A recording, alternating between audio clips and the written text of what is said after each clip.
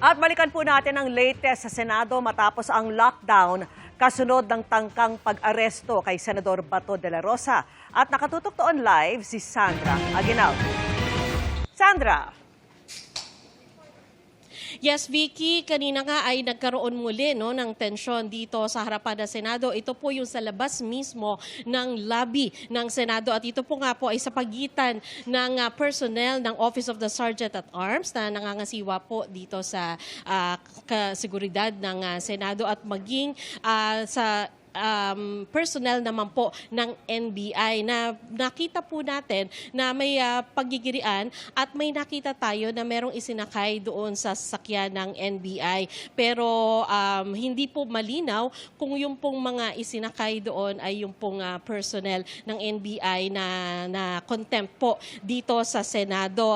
Pero ang narinig ko lang ay sinasabi po nung isang NBI personnel doon sa USAA, siya po yung nangangatwiran na may mga pinapalabas naman na daw at sila rin ay lalabas na. At ang hindi po klaro sa ngayon kung sila ay talagang nakalabas po ng gate dahil nabalitaan natin mula sa USAA na isinara rin po yung gate matapos yung insidente na yan. Pagkatapos naman po ay merong personnel naman po ng USAA na dumating, pumasok siya sa lobby at siya po ay medyo may bahagyang sugat sa kanyang noo at siya po ay parang malapit nang mawalan ng malay, hindi makahinga at sinasabi niya na ginagawa ko lamang naman ang aking trabaho at base po sa initial na information ay di umano siya po raw ay tinangkang bitbitin umano ng NBI at isakay sa kanilang sasakyan. Pero yan po ay wala pa tayong nakukuhang panig naman ng NBI tungkol dyan. Ang personnel po ng USAA na yan ay dinala naman po sa klinik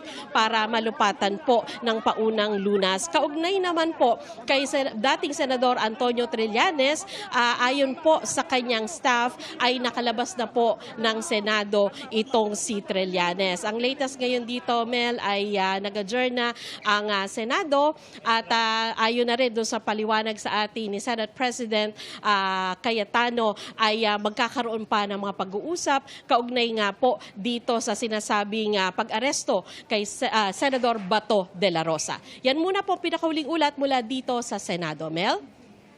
Maraming salamat sa iyo, Sandra Aguinaldo.